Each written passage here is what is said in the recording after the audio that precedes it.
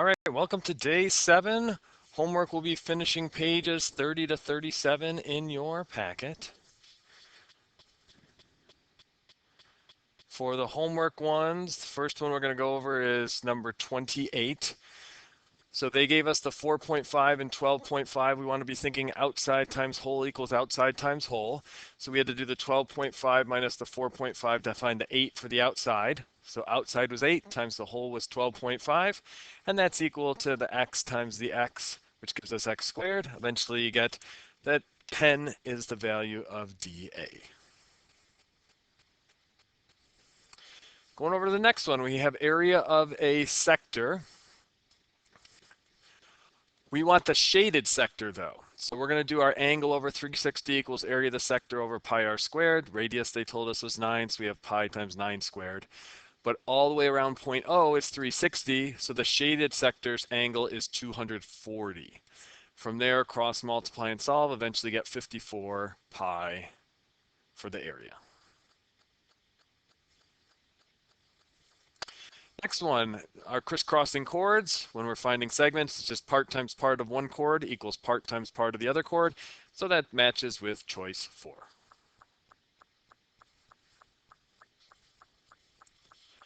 They gave us the 56.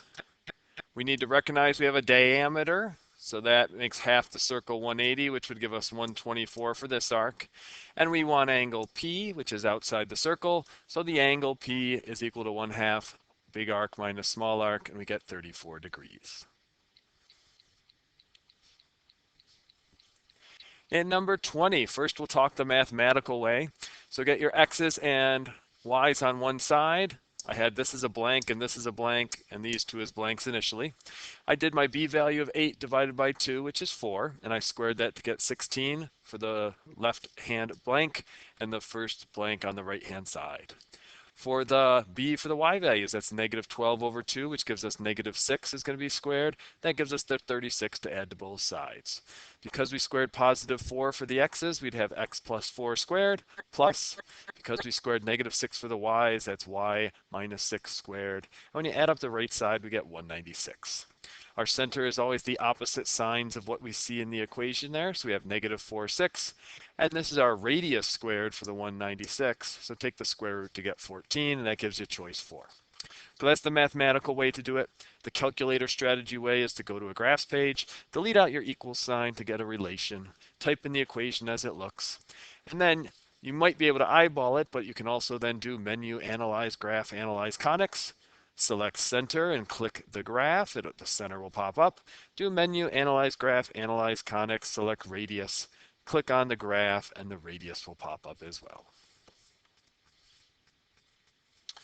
For 28, the arc is 72, so the central angle is 72. And now we have everything we need to find the area of the sector. That angle 72 over 360 is equal to the area of the sector, which we don't know, over pi r squared.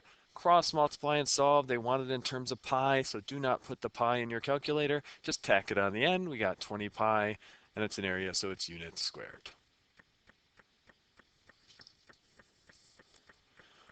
For the next one, they gave us the area of the sector, so that's on the top right there. We know our radius is 15, but we don't know the angle theta. If you don't like using theta for the variable, you can feel free to put an x in there or something else. The pi's divide out, one in the top, one in the bottom. Cross multiply, the 15 squared gives us 225 theta. We get 27,000 the other way. Divide the 225 over, and you get that the angle is 120 degrees. And for the last one, they gave us the angle, they gave us the big arc. So angle 35 equals 1/2 the big arc 121 minus the arc we don't know, which I called x. Either divide by 1/2 or multiply both sides by 2, subtract the 121 over. We now have a negative 51 equals negative x. Divide by negative 1, we get x is 51. And when you reread the question, we wanted WT, which is what we called x. So 51 is our answer. All right, today we're going to work with transformations. We're going to jump right into the problems packet, so the white packet with the pink cover. And we'll give you a moment to do two things. Let's flip to page 30 in the packet And let's also be having calculators out in case we need it for the class today.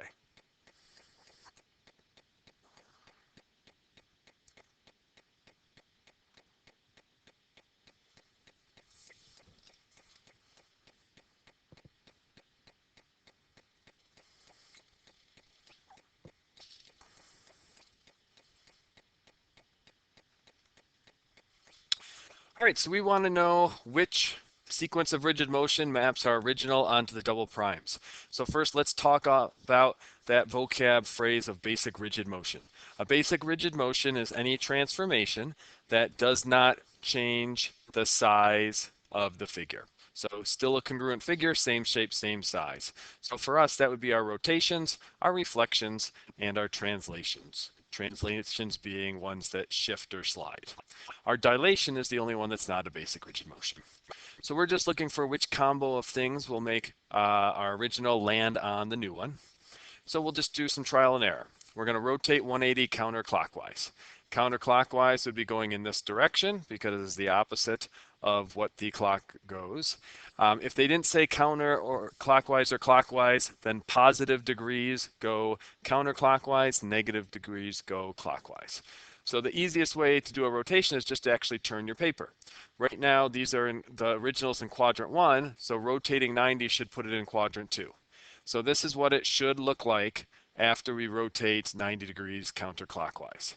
So for example, A prime is going to be at negative 2, 2, and B prime will be at negative 5, sorry, negative 5 and 2.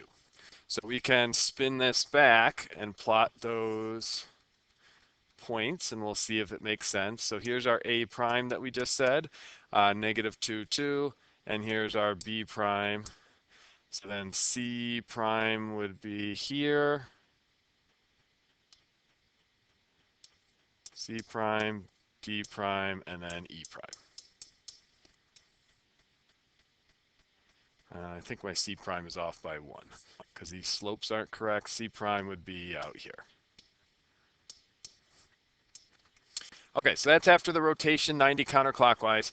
If we reflected this over the x-axis now, when you reflect, you count how far you are away, go the same distance on the other side.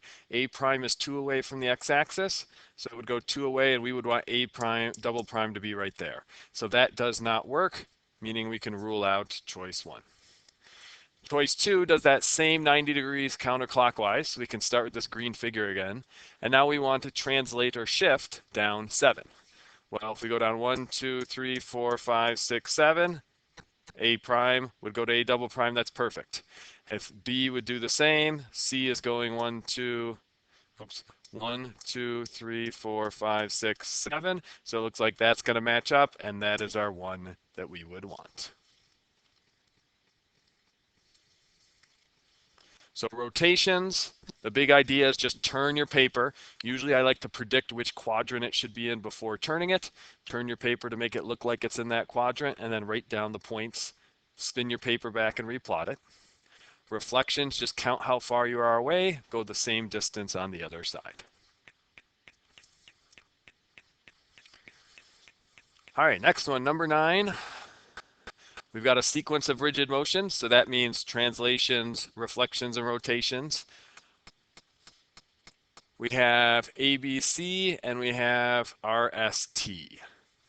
So A wants to land on R, B wants to land on S, and C wants to land on T. So again, we're just going to do some trial and error. So line reflection in, if you reflect over y equals x, that means your points x, y should get flipped to y comma x. So if we look at point C, that's negative 1 comma 2. If you flip it, that would give you 2, negative 1. Well, 2, negative 1 is right here, and that doesn't match with point T, which we're trying to match with. So that rules out that first option. A rotation centered at 1, 0. So here is 1, 0. We want to rotate 180 degrees. If we spun around that point, notice to get from C to there, you're going 2 right and 2 down. Well, if you go 2 right and 2 down again, that takes you to T. So that checks out. From B, you're going 1, 2, 3, 4 to the right, 2 down. If we go 1, 2, 3, 4 to the right and 2 down, that lands us on S. That's good. And if we did the same thing for A, if we counted to see how to get there and go the same distance on the other side, it would take us to R. Now, the reason I can do that, I'm actually doing a point reflection there. A point reflection is the same as a rotation 180 degrees. Sometimes it's tough to visually do the rotations when they're not at the origin, just by spinning your paper. So doing it as a point reflection can sometimes make it easier. So our correct choice would be choice 2.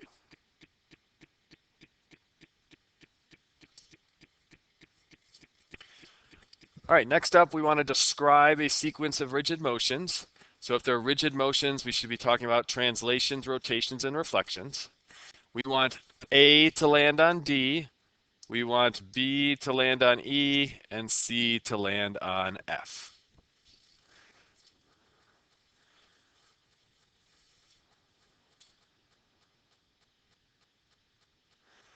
So right now A is pointing down and C is pointing to the left. Well, we want A to match with D, so it's got to point up, and we want C to point to the right.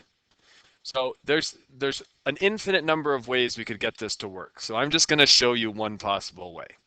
So the way I'm thinking of right now is to maybe do a rotation of that original figure around the origin. So we would have to spin it 180 degrees. And let's see what A, B, C would look like. So A prime right now would be 3, -3. And again, you can turn your paper upside down just like this. For B prime, we would be at 3, -6. And C prime, we would go 1, 2, 3, 4, 5, 6, 7 to the right. And 1, 2, 3, 4, 5, 6 down. So 7, -6.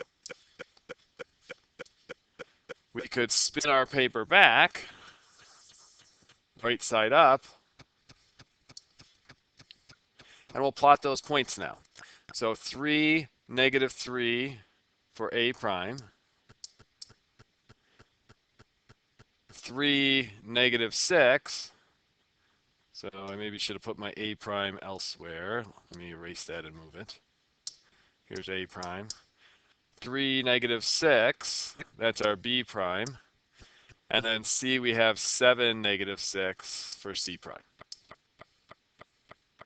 So let's write down what we've done so far.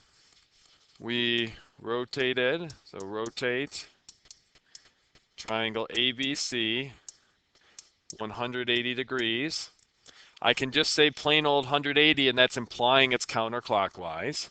Technically, 180 clockwise would be the same thing because they're both a half turn.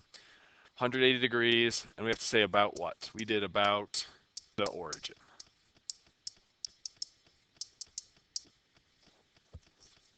And then from here, we now just have to shift up. All of our points are 4 too low, so we could say shift, or you can say translate. Translate is the fancy word for shift. Shift, triangle, A prime, B prime, C prime, up 4. Now, there's other ways we could do this. We could do like a reflection over the y-axis and a reflection over the x-axis, then shift up. You could find a point that's directly in between them and rotate it 180 degrees about that point. So again, there's an infinite number of ways that you could make this work. You just got to do a sequence of ones that'll make it land right on top. And again, this last step we did, we just moved them up 4 for each of them. And that's what got them to match up. And always just be careful that the proper letters are matching with the ones that you want.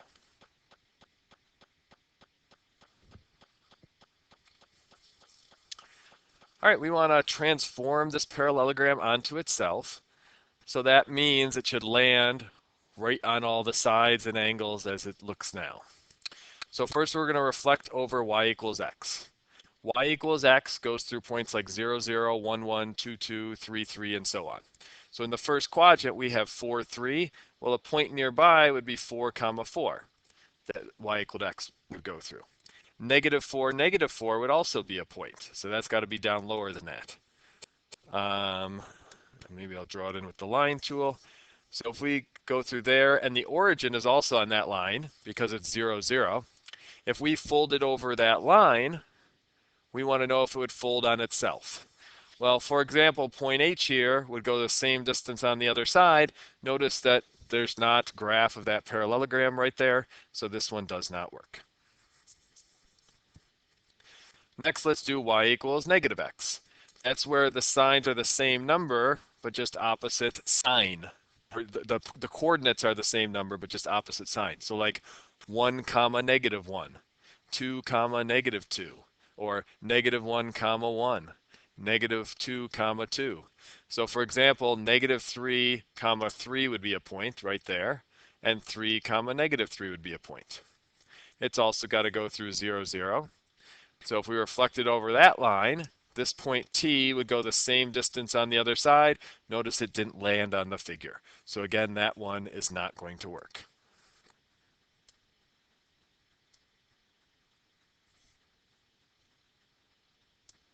So the first two are ruled out. So now we got a rotation of 90 or a rotation of 180. So I'm just going to spin our actual figure. We're going counterclockwise. So notice right now we have horizontal top and bottom, slanted left and right. If I rotate it 90, notice it is not horizontal top and bottom. So the 90 doesn't work. But if I go 180, notice we've got horizontal top and bottom, slanted left and right. So that's our one that we're going to want, choice number 4.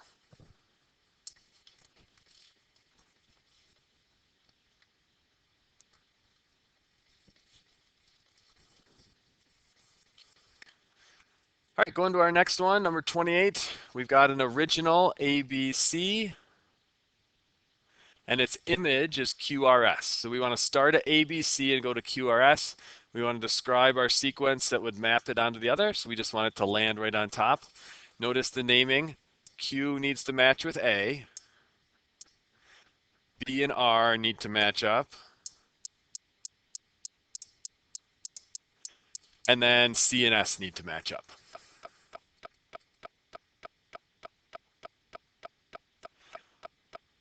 Well, let's maybe start out and get it pointed in the right direction. So we could spin this to get the B pointed up. I'm turning it just a quarter turn. So that would be a 90 degrees clockwise rotation. And I'm going to list off to the side what my points are now. I have 1, negative 2 for A prime. For B prime, I have 1, comma 3. And for C prime, I have 4, comma negative 2.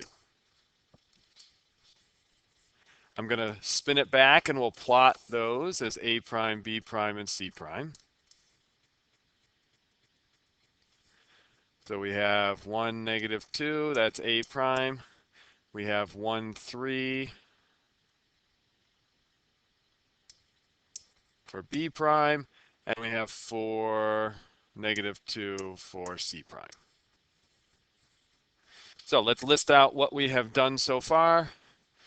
We did a rotation, so rotate triangle ABC 90 degrees. Now we went counterclockwise, so if you say just positive 90 degrees, that's perfectly fine. If you want to say 90 degrees counterclockwise, you can too. And we need to say about what? We went about the origin. Well, next we need to get C pointing to the left. It's pointing to the right currently. So we're going to reflect this over the y-axis.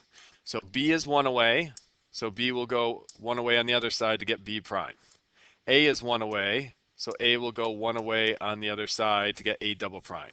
And when I mean away, I mean from the y-axis. C is 4 away, so C will go 4 away on the other side to get C double prime. So let's list what we did next. We reflected, so reflect triangle A prime, B prime, C prime over the y-axis.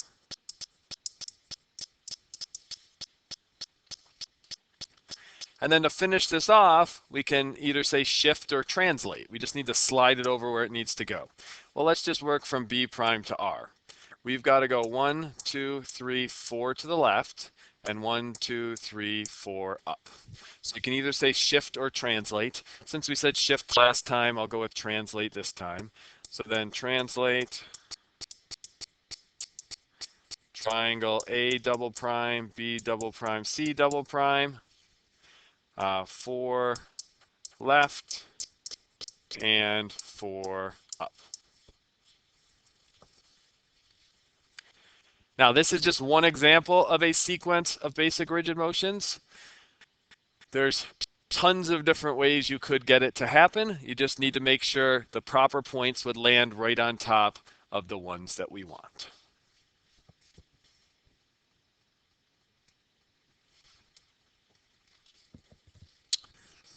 All right, next up, we're going to work with the quadrants. So we've got triangle PQR, and we want to know where R prime is going to be. And that's when we take R and we're going to rotate 90 degrees clockwise. And then we're going to reflect over the x-axis. So for starters, let's number our quadrants. The top right is quadrant 1, and then we number around going counterclockwise. So 2, 3, and then 4. Since that's the order the quadrants go, that's why counterclockwise is considered positive degrees. So if we're starting with R, if we go 90 degrees clockwise, we want to go 1 quadrant jump in a clockwise direction. So R prime is going to be somewhere down here. And then if we reflect over the x-axis, it's going to take us back somewhere up into the first quadrant. So we should have choice 1, the first quadrant.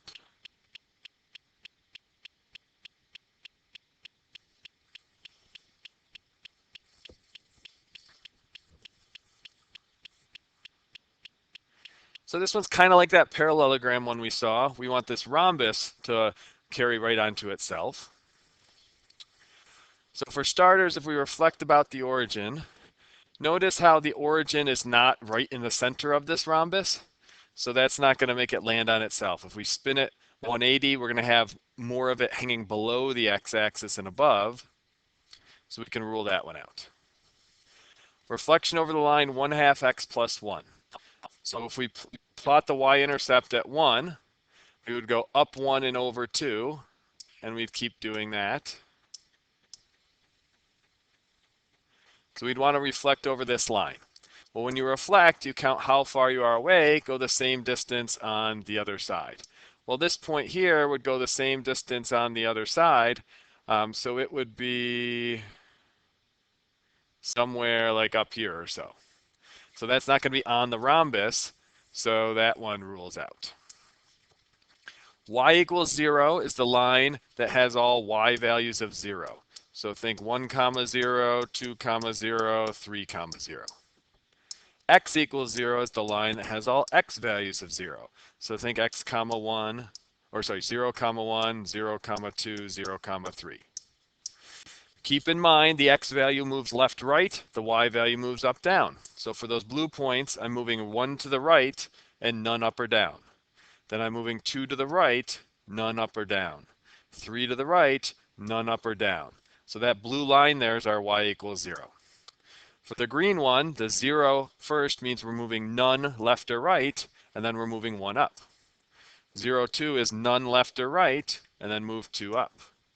0, 3 is none left and right, and then move 3 up. So that gives us our x equals 0 line. So we want to know which one of those, if we flipped it over the line, it would flip onto itself. And hopefully it's pretty clear because it's going through the vertices there that it's the green one. So x equals 0. It's the one we want.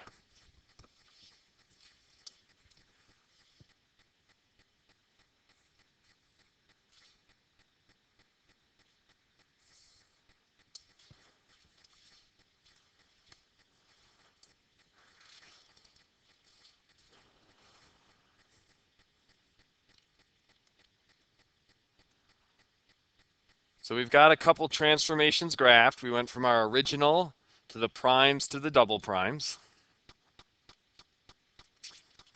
So first off, share with someone nearby you what transformation happened when we went from the original to the primes.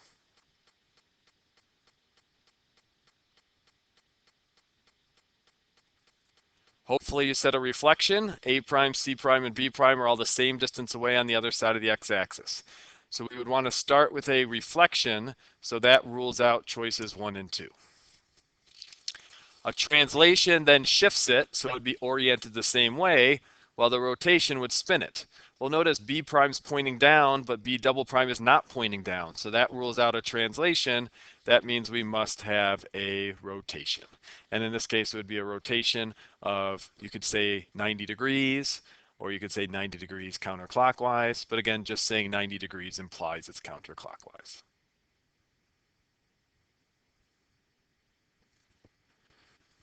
All right, we're going to look at one more together, and then we'll let you do the rest on your own. So this last one, we haven't seen a dilation yet. Remember, a dilation is not a basic rigid motion because it changes the size of the figure. It creates a shape that is similar to the original, but not congruent. So CD was dilated to get C prime, D prime. When you dilate, you multiply. So we want to know what our scale factor is, meaning we want to know what we multiplied by. So let's just take 2 points that are the same, C and C prime. Let's look at the x value. The x went from 6 to 9. That means 6 was multiplied by some value, I'm going to call it k, and it gave us back 9. So what we've done here is we've set up a little equation. 6 times our unknown scale factor is giving us the new answer of 9, and now we just need to solve. So we're going to divide both sides by 6. So we'll get k equals 9/6. Those are both divisible by 3. So that would give us 3/2 for our scale factor of k. So choice number 1. All right, so your homework is to have completed from pages 30 to 37. You should have some time left in the period to be working on those. Help each other out if you have questions.